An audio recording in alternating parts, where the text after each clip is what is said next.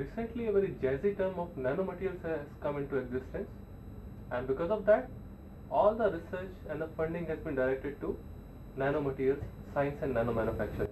So we will learn, in this lecture we'll learn about what is nanomaterial and how the science is dictated by various phenomena and how we can impart this knowledge into nanomanufacturing. So there are a couple of definitions which we need to understand before we progress into manufacturing those. So first thing is nanoscience. Nanoscience is the study, science study. So nanoscience is the study of the fundamental principles of molecules and structures which lie between size range of 1 to 100 nanometer. Correspondingly, we should not confuse it with nanostructure. Nanostructure is some sort of a structure which is a size between 1 to 100 nanometer. It can possess variety of shapes. It can be tubular, it can be quantum dot, it can be a sphere, it can even be a conical or pyramidal shape, it can be a nanoflower. Any entity, any structure which is a size range between 1 to 100 nanometer, and these go on to comprising what we call nanomaterials. Then there comes a term nanotechnology and nanomanufacturing. Once we have all these nanomaterials, we need to have some sensitive instrument which can trap the nanoparticles and it can overlay them into forming certain bigger entity. So nanotechnology is an art or an application of these nanostructures into some useful shapes which can make either components or devices to take advantage of these nanomaterials. So we learn nanoscience is the study of these materials which range between 1 to 100 nanometer. Nanostructure is some sort of a structure which is size range between 1 to 100 nanometer. And nanotechnology and nanomanufacturing is nothing but the art of applying these nanomaterials into certain useful components or devices. Once we have those nanoparticles, we want to manufacture them into some useful shapes. So there can be two different techniques of nanomanufacturing or nanofabrication. It means producing a device or component which is a size range between 1 to 100 nanometer. There is one term called top-down nanofabrication. This becomes a necessity when we have a bigger particle available with us, and any bigger entity available with us. So in this case, we start with a much bigger material. It can be a couple of micrometers, it can be millimeters or so on, and then we start breaking it down into certain size range when it comes down to 1 to 100 nanometers. So we try to make it smaller and smaller. We take a bigger particle, we can start milling it, we can start machining it, we should start impacting it so that it crumbles into very fine powder particles. So now we are making it much smaller. So we start with a bigger component and then we start going into making it much more finer. Second one is the bottom-up nanofabrication. In this case, we start with individual atoms or molecules. So we have some entity which is much smaller than nano, because all the size range of atoms and molecules is an angstrom regime. So we start building up those materials or the atoms, individual atoms or molecules into a bigger shape. So we can see top down, we start with a bigger component, we start fracturing it or breaking it down until we get a nano crystallinity in the material or nanomaterial out of it. So this is breaking it down into some very fine pieces which can again have some functionality. So we had some bigger chunk and now we have some very finer chunk, and that is nothing but top down approach. In bottom up approach, we have very fine individual atoms and then we can put them into certain structure or certain shape to give a functionality to it. So we get much finer but certain functionality to it. So in this case we have individual atoms. They go on to arranging into some useful shape or size.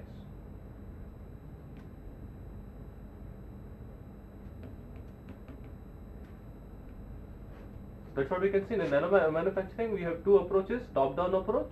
We start with a bigger component, and then we go on to forming a nanomaterial.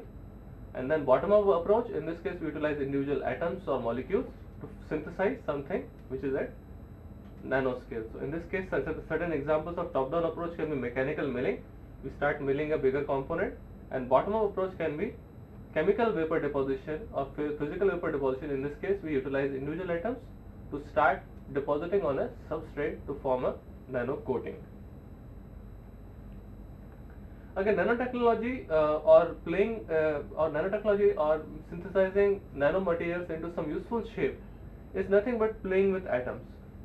Many of us have played with Legos. In that case, we take each and every block and start constructing it, so we get either buildings or dolls or some useful shape.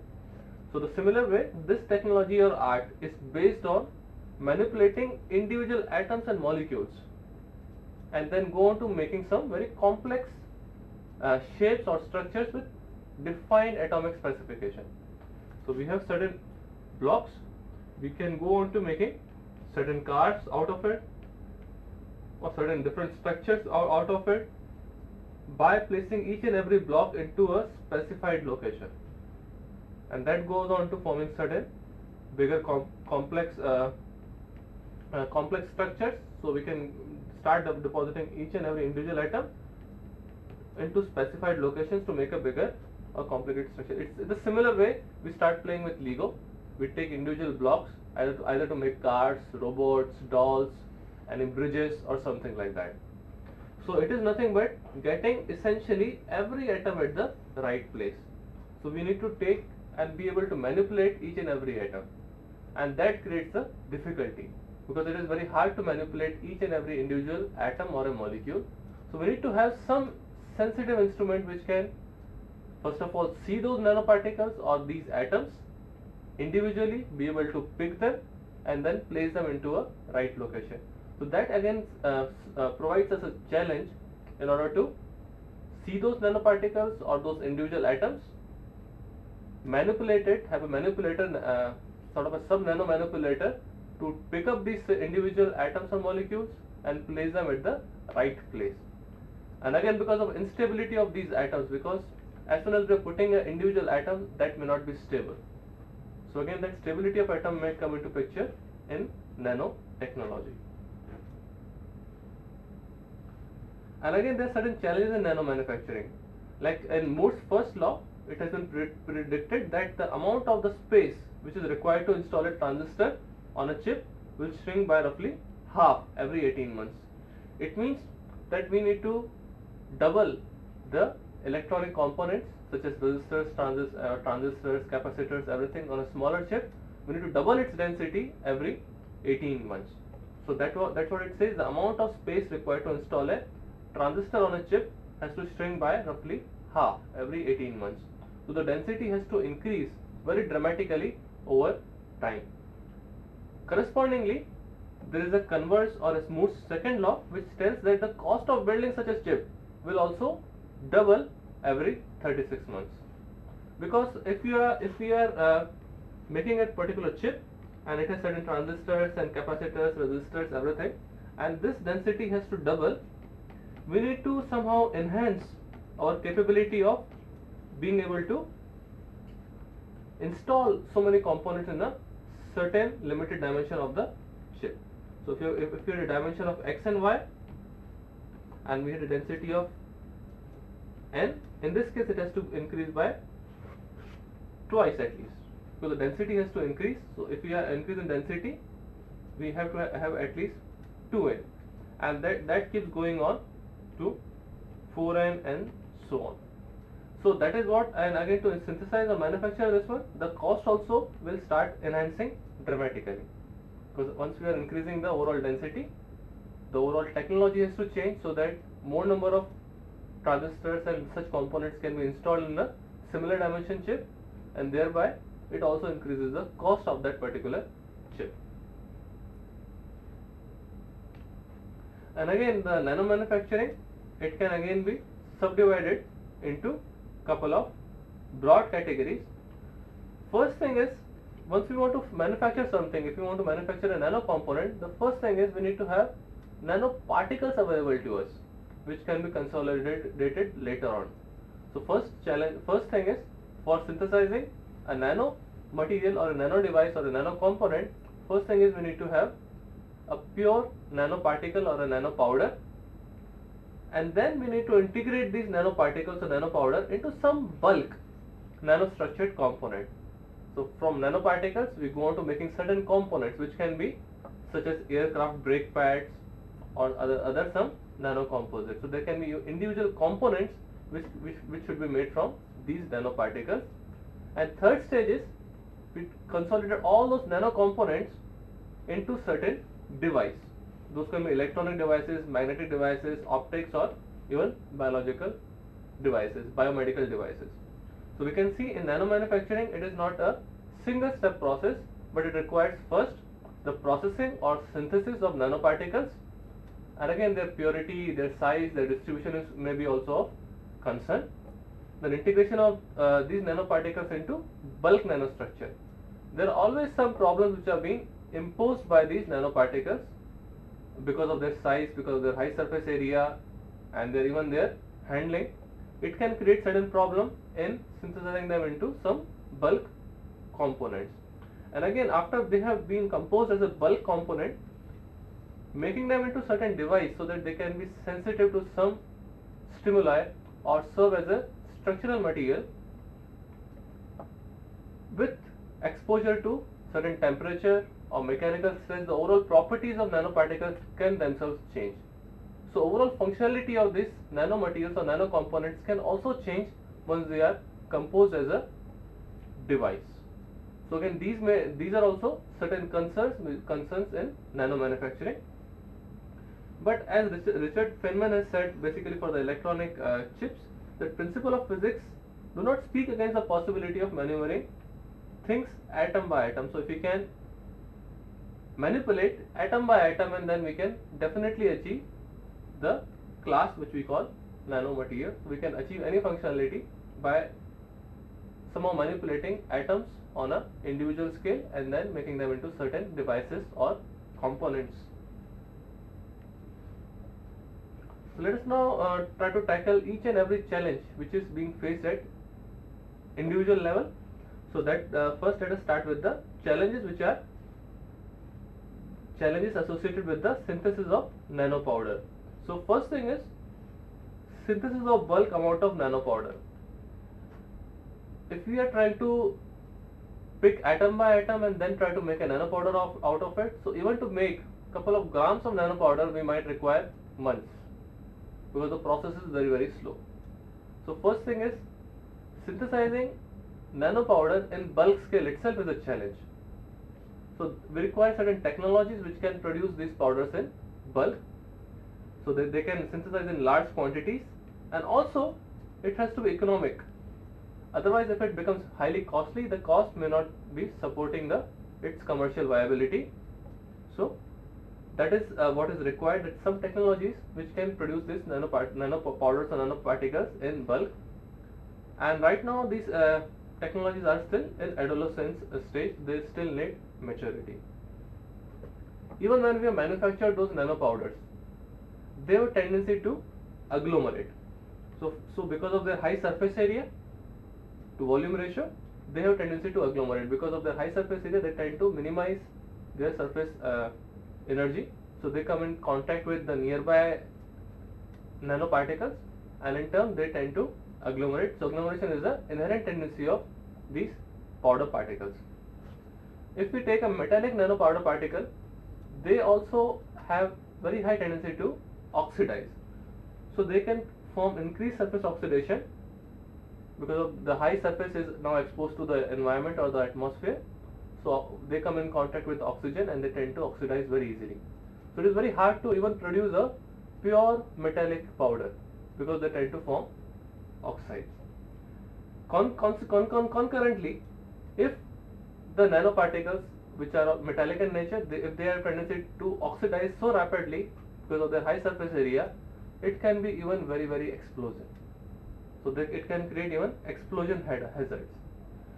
Probably you might be aware that the aluminium is used as a fuel in the rocket engines because of its inherent oxidation tendency, and nano aluminum powder particles, they can create so much energy that it can provide an impulse to the rocket so that it can achieve very high speed. So they can again have explosion hazards. So because of the high surface area which is associated with the nanoparticles, and that becomes a key issue for the metallic nanopowders. If you want to make a component out of metallic nanoparticles, first thing is they tend to oxidize, and second thing is they can be highly explosive if they come in contact with the atmosphere. So for handling all this, we need an inert atmosphere where we can handle them, as well as then we can start synthesizing them. Then comes the problem of handling and storage, because again these nanoparticles, we need some space for storing them. If we have to create an inert atmosphere for so huge of a powder particle, so much of a huge powder bulk, then it requires much space, and it also becomes costly to store and handle these materials. Even while handling, if you are exposing them to atmosphere, it is creating surface oxides. It also poses a threat of explosion. So we need to take care of all these concerns. So there are many challenges which are associated with the synthesis of nanopowder.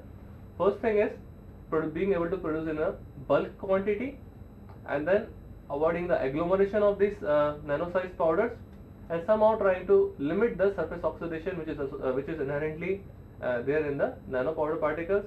It can also create explosion hazards, and also we need to minimize the cost and the handling and storage issues which are there with the nanopowders. Again, one more concern with the nanopowders is the biosafety, because the nanopowder particles, if they go in our lungs, it is very hard for them to come out. So we need proper safety protocols which are required, like the person has to be under proper safety protocols, wearing safety gadgets, all the masks which will not allow nanoparticles to seep through the filters or respiratory filters. At the same time, they should not be get in touch with our skin or something like that, to avoid any irritation or their inducing toxicity effects to our body. So there are many challenges which are associated with the nanopowder particles, and all of these are basically being listed here. Now coming to the second stage, in terms of processing them. So once we have the nanopowder particles, we want to consolidate them into certain device or components. So there are certain challenges, it is again challenges associated with the consolidation of nanopowders. The first thing is, as soon as we expose these nanopowder particles to high temperatures, it undergoes severe grain growth. Overall identity of the nanoparticle is lost. If it starts growing, it becomes enhanced. The size of this nanoparticles enhances. It has lost the characteristic of the nanoparticle. So we want to avoid the severe grain growth which is now inherent in the nanopowder particles via conventional processing. Second thing is, it also can undergo very non-uniform bulk transformation. Because surface is highly active, it might be much more prone to surface reconstruction as well as transformation. So it can render very non-uniform bulk transformation. Apparently, the mechanical properties of the nanopowder particles will vary drastically. Up to a certain size range, if you start reducing the grain size, it will enhance the overall hardness and the strength of the material. But after a certain size range, say below 10 to 15 nanometer, if you go much below the grain size of 10 to 15 nanometer, there is not enough grain area to support the pileup of dislocations. So in turn, it starts reducing the overall strength of the material. That is called inverse Hall-Petch relationship. Because till now the conventional knowledge was, if you start reducing the grain size, it enhances the strength of the material. But in nanomaterials, the problem can be inverse Hall-Petch relationship. It means the overall strength of the material starts degrading with the decrease in the grain size. So again, that may not be good for the longevity or lifetime of the nano device or nano component. Again, there exists a lack of consolidation technique to fabricate large components. Till now, the research has been directed to make very small pieces or discs of these nano components, which can go as maybe couple of millimeters or centimeters. In that scale, the research has been directed, and there is no commercial technique available to make bulk nanostructures. Only a limited of such techniques might be available. but there is an overall limitation of synthesizing these nanoparticles into some bigger entities. And again, so that again is a challenge which is associated with the processing, and for that the manufacturing cost also should not basically exceed the cost of the required raw material and energy. So in order to maintain a balance and so that it can be easily commercialized later on. So manufacturing cost also has to be limited, and it should be well below the cost of the raw material itself. That is again a challenge for the processing of nanomaterial. Then challenge associated with the nano manufacturing of devices. If you want to create a device or a nano device, first thing is we need an interdisciplinary approach, because it requires knowledge of materials, knowledge of processing, and also where it is going to be used. If it is an electronic industry, it's a biomedical industry, where is it, or electrical industry. So we need to have an interdisciplinary approach in terms of the material itself, what are the physics which is governing the overall functionality, then materials, processing, and again the exact point where we are going to use this particular device. So we need a combination of knowledge of these all areas to be able to make such a device, and also requires flexibility to operate smartly and also communicate and interface with the other nano systems, because once the device itself is nano, it definitely needs to have some sensors or some connectors which are again nano in size. Then only it makes sense to use these nano devices.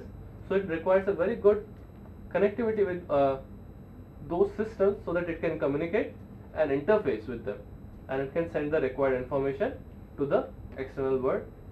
So in terms of packaging and interconnecting, again it becomes a challenge. Then the reduced dimension also induce some different sort of responses with respect to the ordinary size components. Like in this case, reduced dimension, they result enhanced friction in the nano devices because of their very low size. Once they come in contact with other devices, the overall surface area is so high that the overall friction among the devices or the moving parts becomes extremely large. And then it requires the need for improved tooling or computer aided design for their design. So we utilize novel software for nano machining and focused ion beam and ultra fast laser for certain machining as well. And again the Moore's law, to maintain with the Moore's law or the prediction, there is always a thrust which is there to go into miniaturizing all these components. So there is again certain pressure to be able to reach that particular level which has been predicted by the Moore's law. So we can see there are certain challenges that we want to go for, or for very lighter and lighter devices and components. So we need to keep the pace with it in terms of manufacturing it. So we require interdisciplinary ways, we require much more flexibility, we require that they can communicate or interface with the adjoining external world, be able to reduce the dimension and come up with some improved tooling such as focused ion beam or even ultra fast lasers to be able to keep pace with the technology. So there are certain key issues which are existing in these nanomaterials.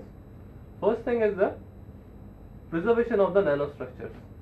For successful consolidation of nanomaterials into bulk size components, we need to preserve the nanostructure so the properties of nanomaterials can be retained.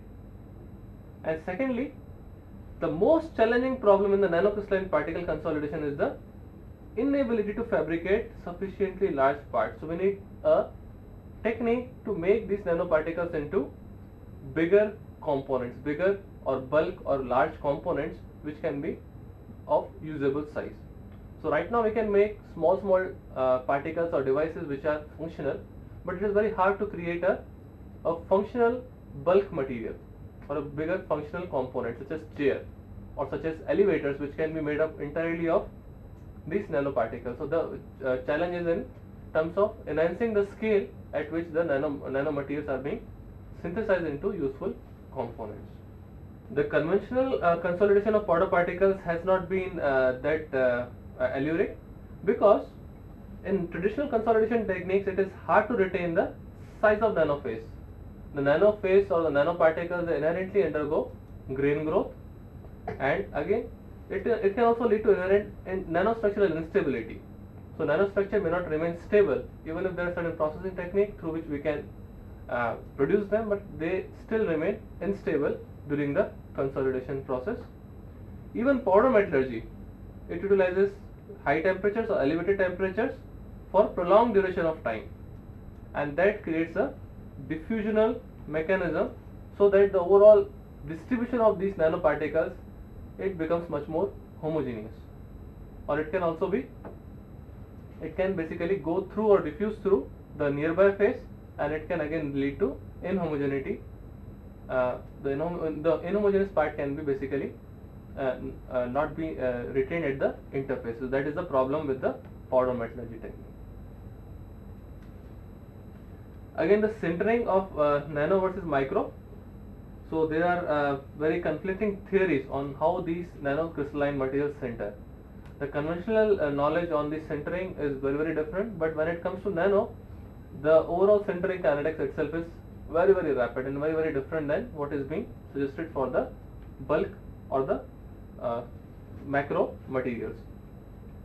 Nanoparticles, again, they have very high tendency to agglomerate, and there is one more problem with the nanoparticles is they have very high interparticle friction. So it is very hard to obtain enhanced density. Again, there is very high reactivity. So because of that, the nanoparticles also undergo high contamination. The surface oxidation or grabbing of some impurities from the atmosphere, or even from the overall nearby container, it can also react and grab some impurity, and it gets contaminated.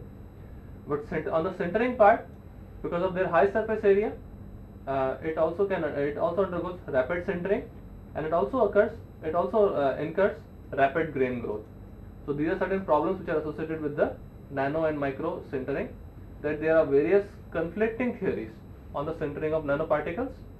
They have tendency to agglomerate, they render very high interparticle friction, they have tendency to get contaminated because of their high reactivity, but they also undergo very rapid sintering, and they undergo rapid grain growth, which may not be required to acquire their useful properties. The nanoparticles, they generally show very depressed onset of sintering temperature. It occurs at as low as 0.2 to 0.3 Tm, or the melting point, the 0.2 or 2.3 times that of a melting temperature.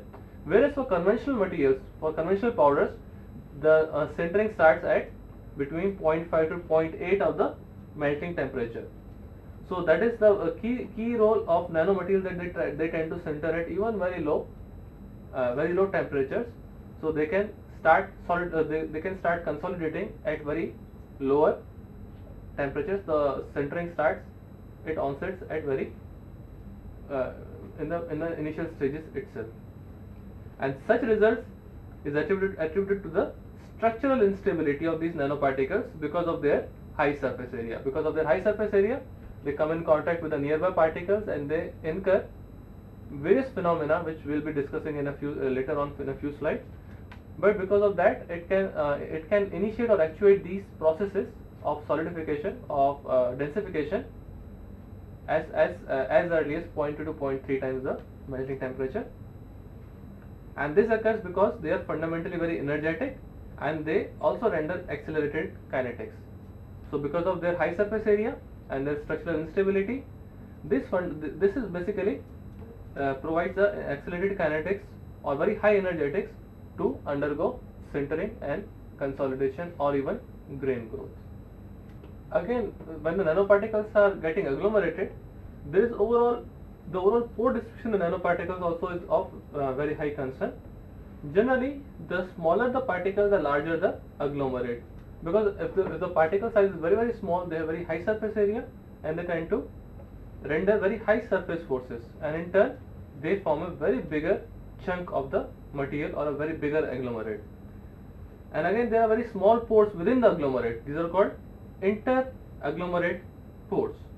And again, there are some pores which are very large in size, and they are intra-agglomerate pores. These are porosity between certain agglomerates, and such a distribution will alter the overall packing density, because there is now bimodal size of distribution of the porosity, and again because of the high friction which is associated with the nanoparticles, it can alter the densification mechanism. So we can see the smaller the particle, larger the forces, because of that it gives out very bigger agglomerate.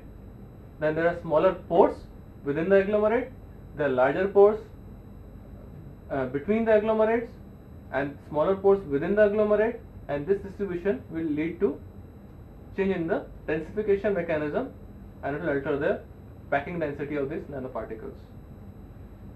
So we can see the bimodal pore distribution in nanoparticles. It can be like this, that we have an agglomerate, then we can also have a second agglomerate which is out, which comes in contact. Then we might have a third agglomerate which basically comes in contact like this, and maybe fourth agglomerate which comes in contact like this. So we can see that we have some porosity within the agglomerate which is called intra-agglomerate porosity. This entire thing is nothing but a agglomerate, and then these are nothing individually, they are called either crystallite or primary particle. And once we have this agglomerate, there is so much space which is available, out here. This space, this is nothing but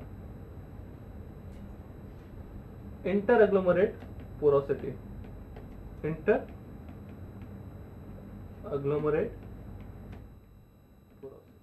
So we can see there is some porosity between the powder particle, between the particles or the crystallite, which is called intra-agglomerate, because this is within a agglomerate. And then we have between the agglomerates, it is called inter-agglomerate porosity.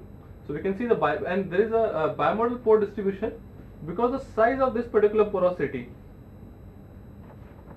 the intra-agglomerate porosity is much smaller, is very smaller than the inter-agglomerate porosity. So we can see there is much difference in the size range of this porosity, which is intra-agglomerate porosity, and then the inter-agglomerate porosity. So that in turn provides a distribution of pores which is in, one is within the agglomerate.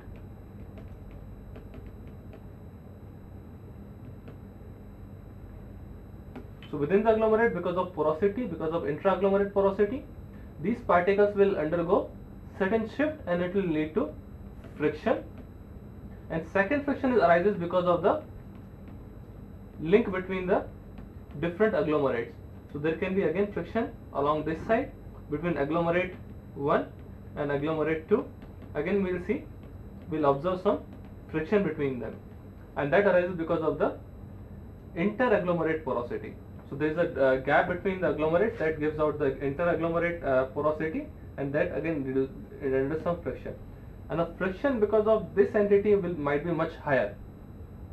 The movement of individual powder particles, it can render very high frictional forces, and that will make the flow of these particles very viscousy, or it will basically stop the movement between the powder particles, and that creates a problem in the flow of these powder particles. If you want to fill a cavity for compression or hot pressing or something like that, it won't be that uniform. So that is the reason the nanoparticles they need to be treated so that they can become an agglomerate, spherical agglomerate, and somehow they can reduce the overall friction between the particles. And out here as well, they have very high tendency to remain in touch with the other particle, so the movement between those particles will be very limited. Now comes the consolidation of nanoparticles, and as we said, because of this porosity and the overall surface forces, it becomes very hard to move the particles in relation to each other. So that gives a very high frictional forces. And since the density of the green compact depends on the frictional forces, it becomes very hard to compress them to very high density, and that basically originates from the electrostatic or van der Waals forces or the surface adsorption phenomena. And these frictional forces are extremely high in the nanoparticles. They form very hard agglomerate and interagglomerate porosity, which is basically very large. So in turn, it's very hard to move those powder particles and then result a very dense compact out of it. So we require very additional pressures to make them move and consolidate to a very high dense pallet or a component. So the consolidation of nanoparticles, it's of a bigger concern, because the overall frictional forces are very high, and in turn it requires very high forces to consolidate into dense particles. Coming to the thermodynamics consideration for the pore consolidation, so based on the overall size of the pore, so we can see that the thermodynamic treatment can provide that the shrinkage of pore occurs and it requires very high pressure. So the finest the pore size usually yields the highest densification rate. So we can see that if the pore size is very fine, it can easily get consumed by the surrounding, and the larger pores require not only higher temperature but also prolonged sintering times for their complete engulfment. So consequently, it becomes very difficult to retain the grain size in the nanometer regime. So we can see first of all that the nanoparticles, if you have a cluster of nanoparticles, the finer grains are present within an agglomerate, and it is very easy to eliminate these nanopores or make them densified very quickly. So these porosities will go first. So in turn, the nano nature of this is a nanoparticle and this is a nanoporosity. So these will get consumed first. So we can get a agglomerate, a densified agglomerate, and then we have second densified agglomerate and a third densified agglomerate. So the overall grain size is now increased, and in turn it has become difficult to retain the nano particles or nano grains. So the consolidation of nanoparticles or reduction or retention of the grain size is very difficult in the nanometer regime, and this once it forms a bigger pore, it becomes very hard to consume it and densify the material. So in the process, we are not only consuming the finer grains or finer particles, we are also being able to we are also inducing certain porosity in the material, which is very hard to eliminate.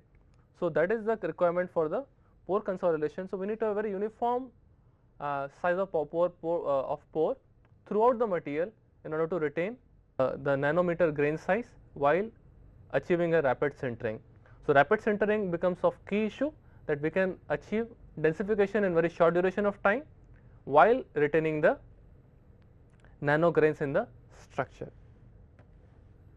Again, why the vapor pressure of nanoparticles basically increases, that occurs because if you have a smaller particle and a bigger particle, first of all the flat surface will remain in equilibrium with the vapor. As soon as the size is changing, the free energy also keeps changing. The smaller the ball, the higher the free energy which is associated with the finer particle. So the vapor pressure around the smaller ball has to increase, and this pressure, whether for gas or for particle, the overall pressure basically is a function of the inverse of the radius. So smaller the radius, higher will be the vapor pressure. So in turn, this entity, the smaller entity, will render much more vapor pressure, and then it will have very high energetics in terms of its growth or consolidation. So that is the problem associated with the nanoparticles, but then in turn it also yields very rapid kinetics for sintering.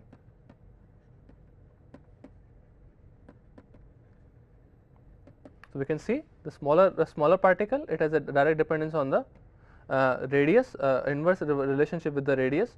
So higher the R, lower will be the vapor pressure. So, flat surfaces will be in equilibrium with the vapor, whereas smaller entities, smaller particles, they have very small radius. So, in turn it will tend to increase the vapor pressure. And sintering mechanism, this sintering starts now occurring in the, even when the earlier stage of sintering, even when the temperature is around 0.2 to 0.3 times the melting temperature. So, overall lower activation energy is needed because of their high vapor pressure, and overall even it is even lower than that is required for the conventional diffusion. So, for example, of tungsten powder of size 40 nanometer, the activation energy is approximately 134 kilojoules per mole, and that is very low, even when you compare it either with the lattice diffusion or even when you consider it with the surface diffusion. So, that is the kind of energy which is even lesser than the half of the surface diffusion. So, even surface diffusion cannot explain the overall densification which is occurring in the nano tungsten powder.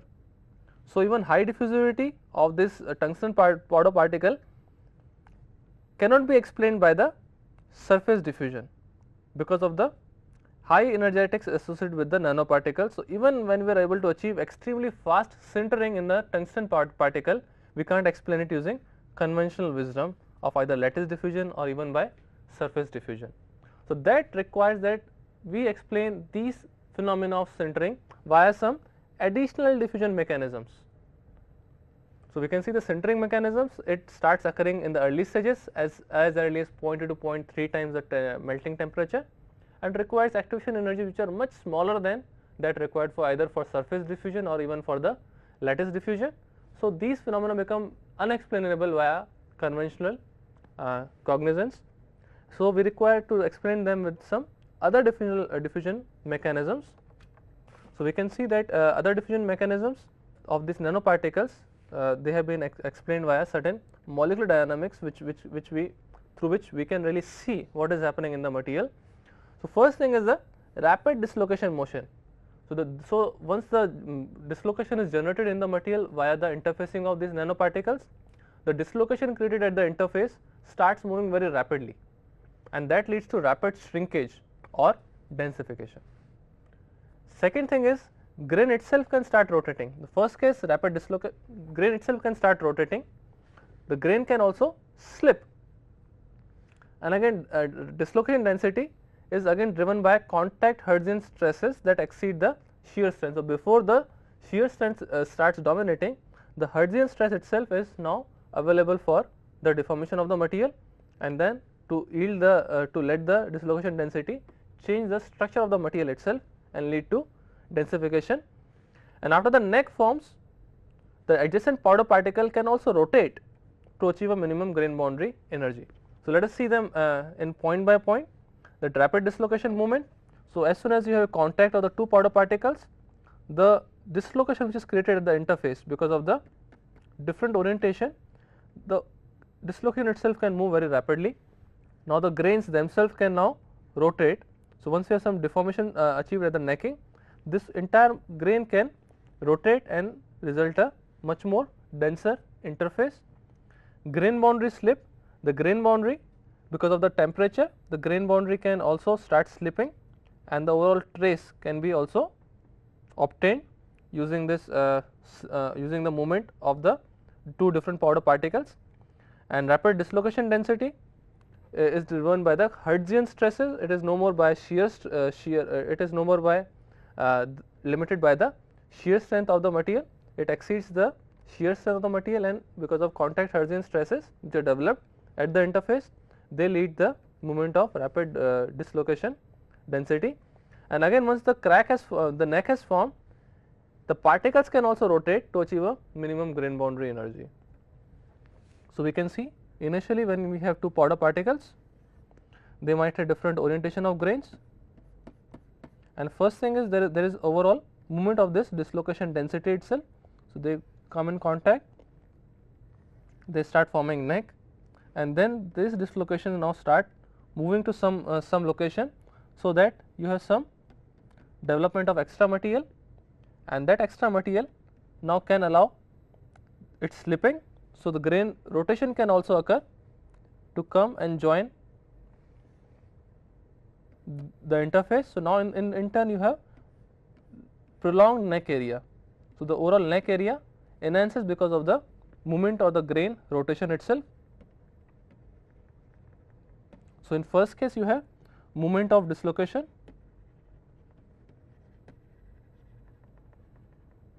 and second case you can also have grain rotation, and it can in turn it can also lead to the twin boundaries or even dislocations in the final material, but now it has come to a much more denser state, and in this case again we can see much more. The overall grain orientation or the grain size can also be very different than the starting material. So, we can see that in this case we can again have some sort of a orientation resemblance in the final ridge. So, in this case the over initial grain orientation was very different, the overall planarity was very different. In this case we see the movement of dislocations, and even the grain rotation has occurred in one case, so that we can achieve a certain similarity near the neck region, and also this neck area which was basically been promoted by the movement of dislocation, and that comes in contact with the other grain, and in turn we can achieve very rapid densification via sintering of nanoparticles. And again in sintering of nanoparticles there are very conflicting stories, and there is no single theory which is available to universally explain what is happening in the nanomaterials. So, there are variety of phenomena which might be dominant in the nanomaterials. They can range from the movement of dislocations to what is happening at the grain, either it is by surface diffusion or by the rotation of grain, or it is by the Hertzian contact which enhances the movement of these dislocations. There are many conflicting theories which describe the sintering in nanoparticles, and any one of them might be much more dominant in one set of systems in comparison to the other set of systems. So, there is no single theory which is able to explain the overall densification and grain growth and even the sintering of nanoparticles. Most of these techniques have some success as well as certain limitations, but one common feature of these techniques is that the application of sudden pressure, temperature or other processing variables. So, in the consolidation we can apply a sudden pressure, a sudden temperature, or the cooling rates are very sharp or very high, or any other processing variable. So, either the time is very short, the pressure is very short, or the temperature is attained in a very short duration of time. So, these sudden jerks can allow the retention of these nanoparticles in the sintered component. But again the major conclusion which can come out of is this is that the synthesis of nanocomposites is much more feasible than that of a pure metal or a alloy, because of the high surface reactivity, metal always undergoes certain reactions, oxidation, and also starts getting some impurity. Whereas in case of nanocomposites we are already inducing certain inhomogeneity in the system. So, in that case it becomes much more feasible for the component to attach itself to a different species and then react with it, and then again get densified. So, the overall synthesis of nanocomposites is much more feasible, and also it renders enhanced mechanical properties or enhanced surface properties in comparison to that of a pure metal or an alloy. So, in this case in the consolidation we are applying a rapid rate of either pressure or temperature or even the deformation or any time which is associated with this processing. So, in summary we can see that the nanomanufacturing is a challenge, because we need to incorporate, first of all we need to make those nanoparticles, then be able to process them, and then make them into a useful shape which is much bigger in size, so that it can be used effectively. So, it requires the retention of nano domains, and again there are certain challenges with each and every stage of this manufacturing in terms of either handling the powders, being able to manufacture them, the oxidation, the surface reactivity. Then when it comes to devices, again there might be certain challenges of interconnects and the kind of getting signals out of them, making them into certain useful shape. Then again components, it can again be a challenge, because the overall pressure, temperature, the working environment can also induce certain effects and it might become very hard to merge those nano components into a bulk or a useful shape. Then comes the rapid sintering of nanoparticles. This can also create certain challenge because retention of nanoparticles is very difficult. Since the nanopores which are present between the nanoparticles, they are very easy to get consumed, whereas the porosity between the agglomerates is very hard to eliminate. So, in turn, the rapid sintering or the rapid jerk, which can be applied via pressure, temperature, or even by consolidation, it requires a jerk or a short pulse, so that they can be retained and the process can get completed in a very short duration of time. And in nanoparticles, additional diffusional mechanism also become predominant, such as dislocation movement, which becomes very rapid, in the Hertzian contact, which can enhance the overall movement between the dislocation density, and again there can be grain rotation to yield to a enhanced densification of these nanoparticles. So, we can see the overall nano manufacturing is totally dependent on the nanomaterials. Synthesizing them into certain devices becomes again a very big challenge, and that requires understanding of the mechanisms or the sintering mechanisms which are dominant in terms of creating these functional devices. With this, I end my lecture. Thank you.